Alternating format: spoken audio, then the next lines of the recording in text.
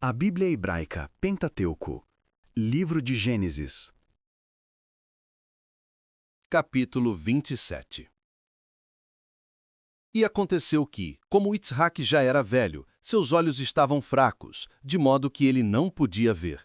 Então chamou Esaú, seu filho mais velho, e disse-lhe: Meu filho. E ele respondeu: Eis-me aqui. Então Itzhak disse a ele: Eis que já estou velho e não sei quando morrerei.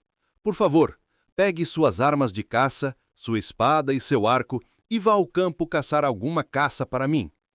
E faça para mim as iguarias que gosto de comer, para que a minha alma o abençoe antes que eu morra. E Rebeca ouviu o que Itzhak havia pedido a seu filho Esaú, que imediatamente saiu ao campo para caçar alguma caça e trazê-la de volta. Então Rebeca disse a seu filho Iacove: Ouvi dizer que seu pai pediu a seu irmão Esaú que fosse caçar e lhe trouxesse algumas das iguarias que ele mais gosta para que o abençoasse antes de morrer. Agora, meu filho, ouça o que lhe digo. Vá ao rebanho e pegue 2 cabritos jovens e saborosos, e eu os prepararei do jeito que seu pai gosta. Leve-os a seu pai para que ele os coma e te abençoe antes de morrer. Mas Iacove respondeu: Meu irmão Esaú tem pelos e eu tenho a pele lisa. Talvez meu pai me apalpe e me considere um impostor, e em vez de me abençoar, me amaldiçoe. Então sua mãe lhe disse: Que a maldição caia sobre mim, mas faça como eu lhe disse. Vá e pegue os cabritos para mim. Assim Iacove foi, pegou os cabritos e os trouxe para sua mãe, e ela os preparou e temperou do jeito que Itzhak gostava. Rebeca pegou as roupas de seu filho mais velho, Esaú, que estava em casa, e as vestiu em seu filho mais novo, Iacove. Cobriu-lhe as mãos e o pescoço com peles de cabra, e colocou a comida e o pão que havia feito nas mãos de Iacove. Ele se aproximou de seu pai e disse: Meu pai. E ele respondeu: Eis-me aqui. Quem é você, meu filho? Iacove disse: Sou Esaú, seu primogênito. Fiz como o Senhor pediu. Levante-se, por favor, sente-se e coma um pouco da minha caça, para que a sua alma me abençoe. Então Itzhak perguntou a seu filho: Como você fez isso tão depressa, meu filho?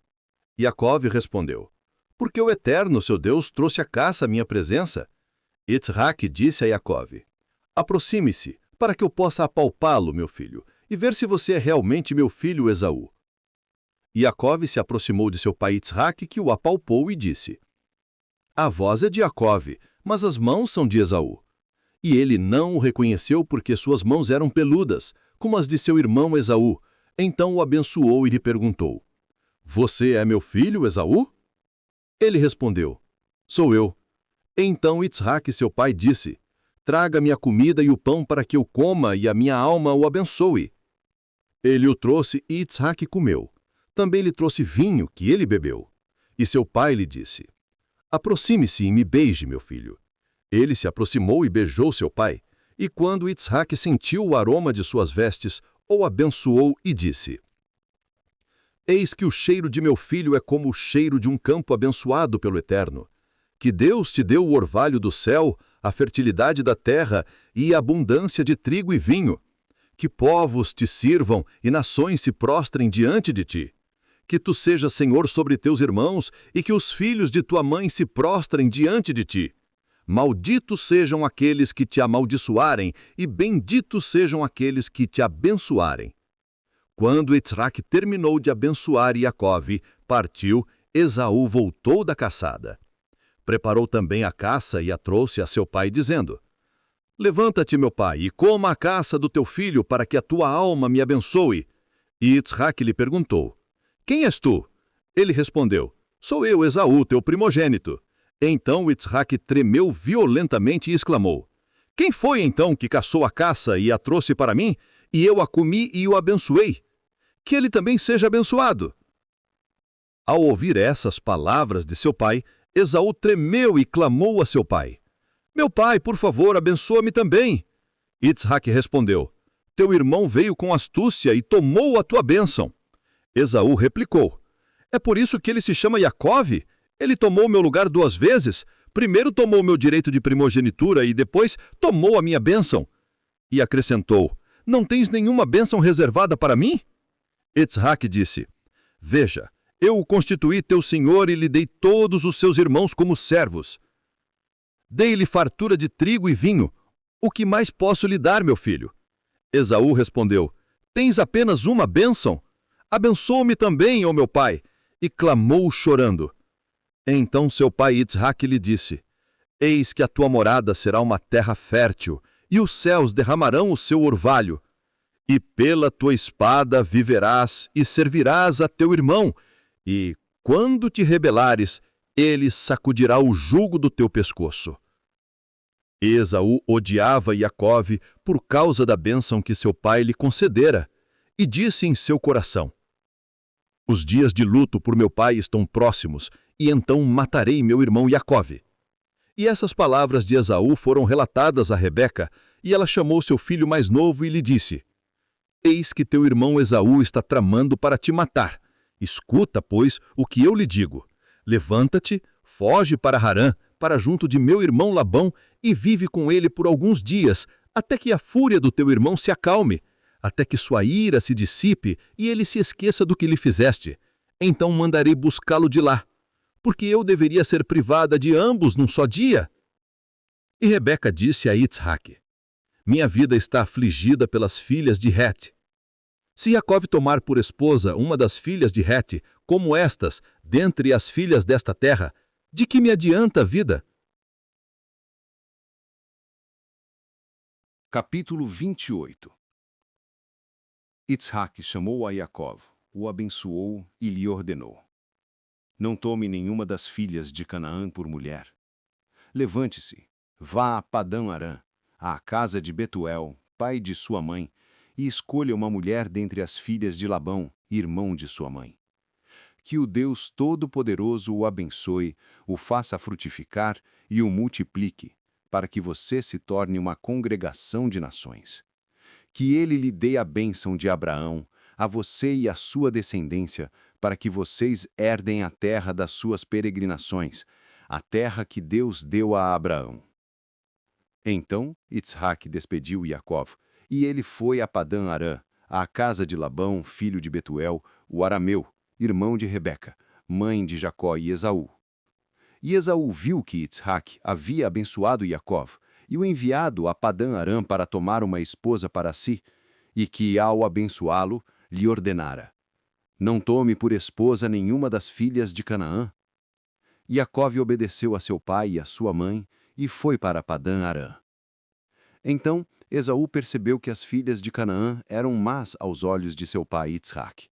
Assim, Esaú foi a Ismael e tomou a Mahalat, filha de Ismael, filho de Abraão, irmã de Nebaiote, por esposa, além das esposas que já tinha. Iacov partiu de Beersheba, em direção a Harã. Chegou a um certo lugar e passou a noite ali, porque o sol já se havia posto.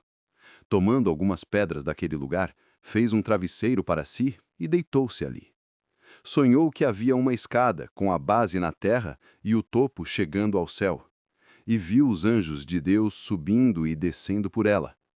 O Eterno se pôs em pé sobre ela e disse: Eu sou o Eterno, o Deus de Abraão teu pai e o Deus de Itzhak. A terra em que estás deitado eu a darei a ti e à tua descendência, e a tua descendência será como o pó da terra, espalhando-se para o oeste e para o leste, para o norte e para o sul. E em ti e na tua descendência serão benditas todas as famílias da terra.